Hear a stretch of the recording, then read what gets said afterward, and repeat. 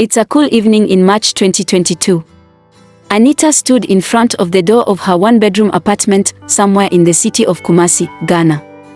The evening breeze brushed against her skin, the city lights sparkled like glittering diamonds.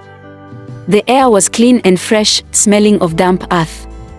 Anita looked on from one corner of the compound to the other corners, beaming at the happy children playing without any bother. Some of the children recited songs in their local language, whilst others engaged in a playful combat with their joyous shouts echoing through the compound. A few moments ago, Anita had cried her eyes out whilst trying to do the laundry in her bathroom. She couldn't stop crying, that's why she went outside to clear her head by watching the kids play.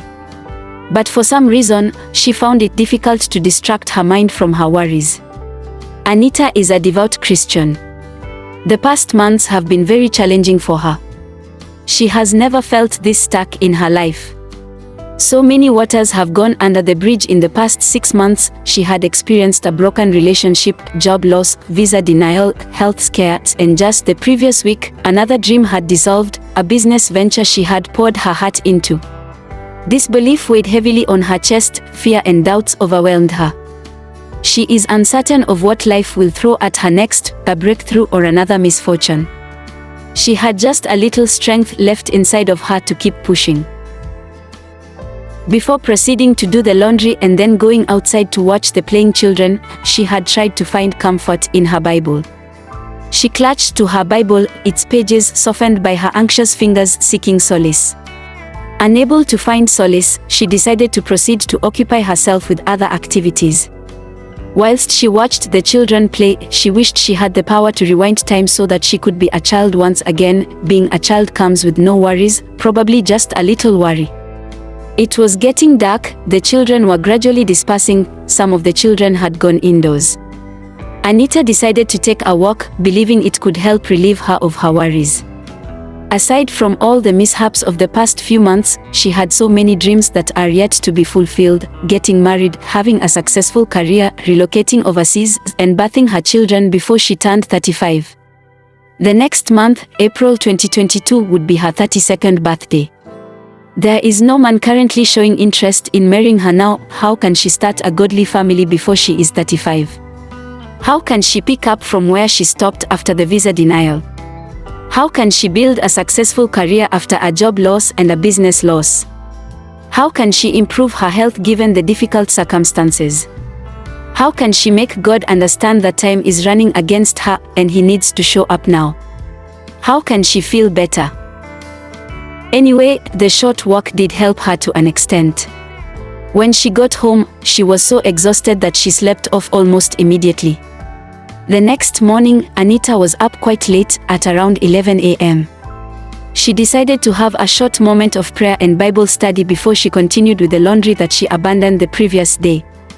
As she studied the book of Isaiah chapter 60, being the Bible study for the day, verse 22 jumped out at her. This has been the solace she has been looking for all the while. At the right time, I, the Lord, will make it happen. Isaiah 60 verses 22b, NLT. She got the message. God's timing was simply different from hers. It seemed like a huge burden was lifted off her chest. She was so glad she had God speak so clearly to her even in the darkest of times. After her prayers, she proceeded to do the laundry and slowly, she began to shift her focus. Instead of wallowing in self-pity, she began to list her blessings in her diary. This act ignited a spark of hope in her, as she reminisced on how God had paved the way for her severally in the past when circumstances seemed unfavorable. She had faith in God that He would work things for her in His own time. Anita rekindled an old hobby she hadn't done in a while, painting. This filled her life with bright colors. She started exercising and eating healthy so that she could stay off medications as soon as possible. She started volunteering at an orphanage and gave hope to the kids there. Every little thing she did for herself and for others helped provide relief and a sense of satisfaction.